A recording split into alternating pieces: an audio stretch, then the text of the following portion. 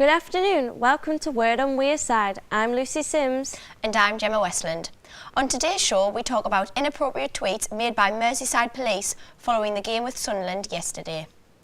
The Metro Services' new pay-as-you-go cards and the Tower of London's poppy display leaves the North East to visit Liverpool. Elsewhere, Europe's weather causes cancellations at Newcastle Airport, and we will have updates on that from our region. But first, a tweet by Merseyside police has been taken down and followed by an official apology after the Everton-Sunderland game yesterday. The tweet was a reply to a rape tweet directed to the police official Twitter account. The police released an official statement saying, "We would like to apologise for any offence caused by inappropriate tweets from the Force account this afternoon."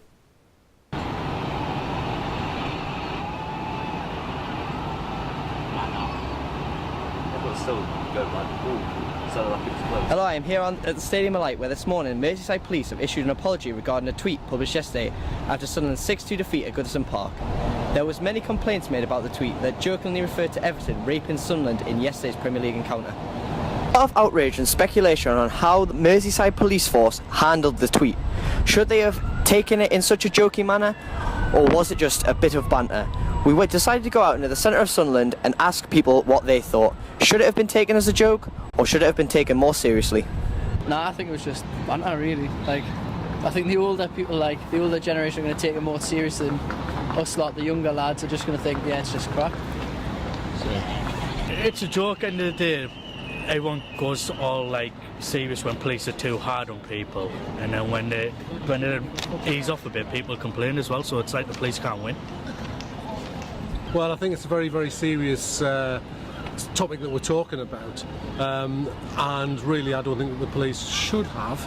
However, sometimes certain things, and I'm not saying that this particular allegation is one such thing, sometimes we have to be far, far too serious, and yeah, maybe not on this occasion.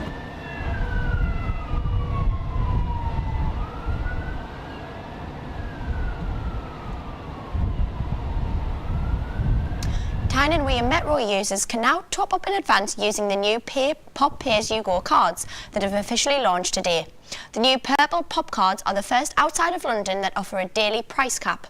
They provide users with a discounted fare compared to normal singles and day saver tickets. The card also allows users to benefit from a last journey, which allows them to travel even if the journey takes them into a negative balance, provided that they top up to a positive balance before they next use their card. Customers can also use their cards to pay for single and return fares on a growing number of bus routes across the North East, instead of customers having to search for notes and change.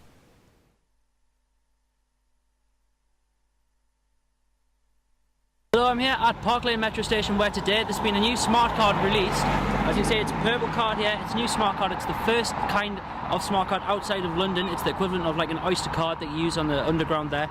It's a pay-as-you-go sort of thing, so you top it up and you just use it as you go. So it's a really good new initiative to save customers money. You get 10p off every travel, if you buy a day saver you get 20p off, so it's a good money saving scheme. I then went to Central Station to speak to David Barrett, Nexus Communications Assistant. This is the Pop Pay-As-You-Go card, which will, in an Oyster type way, enable you to travel around Tyne and Wear Metro and on selected bus routes, and you simply pay as you go. So how do you use the card exactly? Do you just use the machine behind you? Well, first of all, you need to go to a travel shop and purchase one. They're £5 each, and that includes a Get You Home guarantee. You then need to top it up. You can do that at the travel shop. You can do it on one of our ticket machines, simply by presenting the card, and it gives you the option to top up straight away. Or you can register your card online, top up online, and then it will collect that value next time you touch it. It's very simple. Once you've got your credit on your card, you simply present it to the gate, and it will let you in. Yesterday was the first day at the Woodhorn Poppy display in Northumbria after 7 weeks of being on show. Reporters Shuang Zan and Zhuang Zhuang visited the museum to visit the deconstruction on display.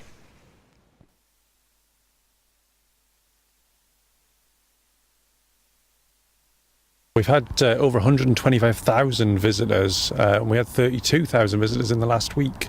So it's been amazing, really. It's been many more than we ever expected it would be.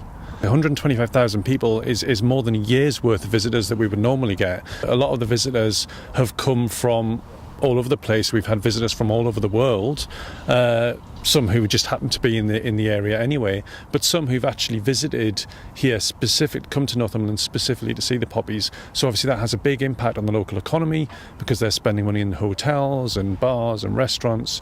So that's we think it'll have had a real boost for the regional economy. Yeah, it's been really interesting to see how people have reacted to the poppies. Obviously, I think people saw it at the Tower of London and recognised that it was about the First World War. But I think seeing it here coming from the pit head gives it another meaning for people in the northeast who associate themselves with coal mining or with the industrial history of the northeast.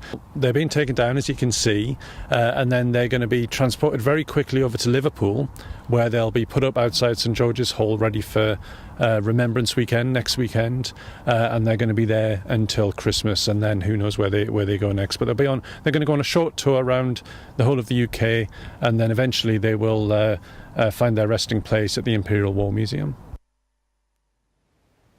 Staying on the topic of poppies, it's Remembrance Sunday this weekend. Mowbray Park will play home to hundreds of servicemen who will be joined by the band of Royal Corps of Signals and the Bear Park and Ash Colliery Band. Hannah Foster spoke to Sunderland Mayor Bobby Curran about the weekend ahead. I think we haven't got to forget the people who are just behind me on the War Memorial here, people who gave their lives, others who are still serving, both men and women, and this year particularly where we'll go back to 100 years for George Mearlin, who was a doctor in the First World War and run a VC, saved 300 people's lives. So it's important people like that, we must never ever forget them. The parade will start at 10:35, meeting at the War Memorial at the Civic Centre for a day to commemorate war heroes. It has been a big weekend in sport in the North East.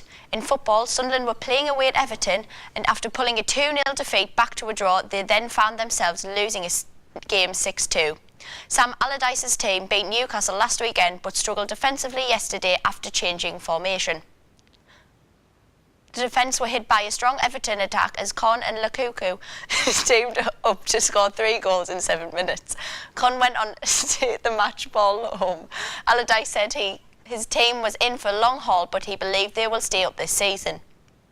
Newcastle United drew to Stoke and managed to go one ahead of Sunderland in the table and are still sitting just one position under the relegation line. Steve McLaren said he was frustrated at Stoke's goalkeeper and it wasn't for him Newcastle would have won the game. In other sport, the women's GB team made history for the country, taking bronze at the Gymnastics World Championships last week in Glasgow. 16-year-old Amy Tinkler from South Durham performed well at her World Championships. She says she will never forget the event after competing on her 16th birthday and can't wait for Rio 2016. All the hard work we put in, I'm just so proud of all the girls. We couldn't have done no better and I just can't believe it. I just tried to stay relaxed and chilled and just supported the rest of the team through the first 2 pieces, and I love to perform on floor, so starting up on floor for my first piece was nice. Well, definitely my vault. It's my first ever 15 score, and yeah, just to land that like that, I was just incredible, yeah. It's very special, I definitely won't forget this. USA gymnast Simone Biles won her 3rd World Championships and was congratulated on her record-winning 10th World Gold Medal.